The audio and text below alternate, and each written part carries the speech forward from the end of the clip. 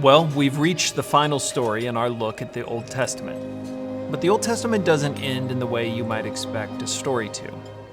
We expect stories to end happily ever after, for all of the brokenness to come together into something even better than was lost. But the Old Testament ends with a sense of anticipation. Something more is still to come. Israel's exile had finally come to an end.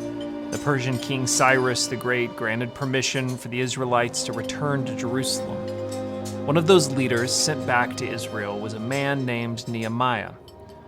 But the nation he returned to was in ruins.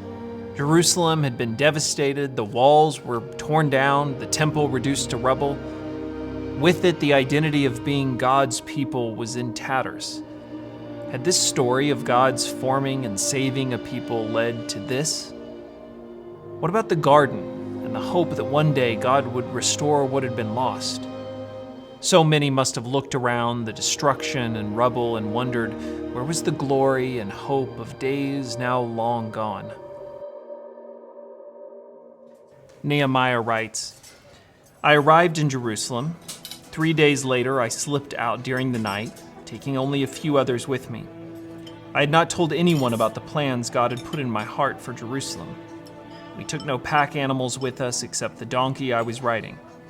After dark, I went out through the valley gate to inspect the broken walls and burned gates. Then I went to the fountain gate into the king's pool, but my donkey couldn't get through the rubble. Nehemiah was describing the ruin of a city, but he was also talking about its people. Nehemiah saw how the destruction of their home had defeated their faith. Who still believed in what Jerusalem had been?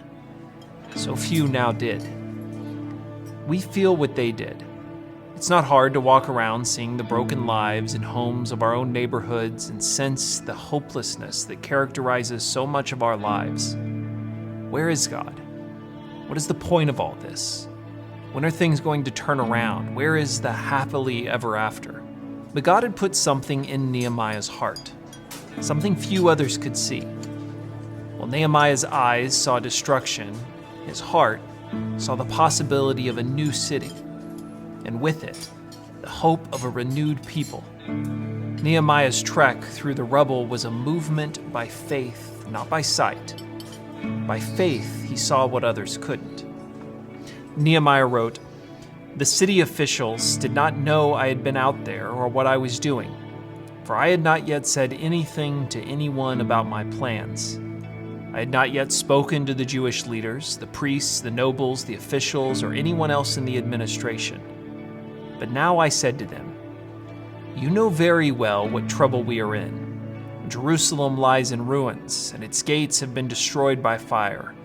Let us rebuild the wall of Jerusalem and end this disgrace. Nehemiah did what God had put on his heart. He rallied the people and pressed forward through every kind of obstacle. The city was rebuilt and the walls reestablished. A new temple was built and dedicated. But Nehemiah's story does more than just record a building project. What Israel really needed was more than stone walls and a temple complex. What Israel needed was what God had promised, and the faith to believe it, to see it. A new garden, a new city, an end to sin, and a better king with an eternal kingdom of peace.